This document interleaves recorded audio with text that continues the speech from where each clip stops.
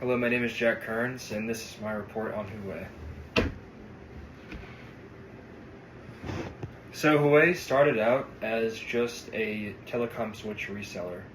So their initial agreement was to basically just resell telecom switches made by a different firm, and they didn't actually do any of the development themselves. This partnership eventually fell through, however, and they eventually moved on to creating the technology themselves. So the way that they went about this was the process of reverse engineering. So they would look at their international competitors and basically pick apart the hardware they had already made and copy it through the process of reverse engineering. So eventually they took off by using this process, and they developed China's most powerful telecom switch. So around this time, Huawei started to get much larger and much more influential in this space. In their earlier years, they focused on small cities and rural areas in China, and their niche focus was on service and customizability.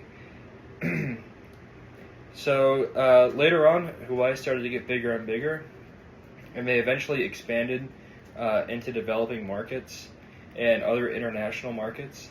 So as they expanded into developing markets in countries in Africa and Asia, where the customer base was lower income, they began to focus more on cost-driven strategies.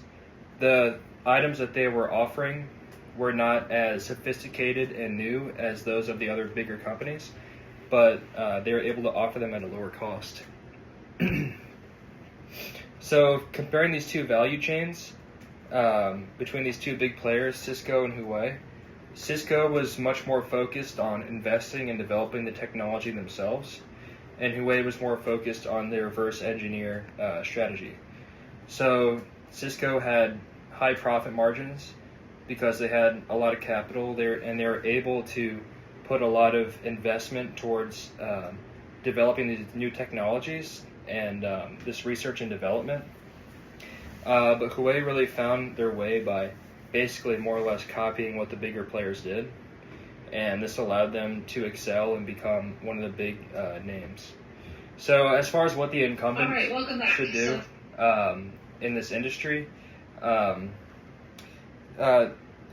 given that Huawei has a lot of sway with the Chinese government, and they're able to expand a lot that way because they're being upheld by them, other competitors should focus on lobbying their respective countries to mitigate Huawei's expansion into their territory.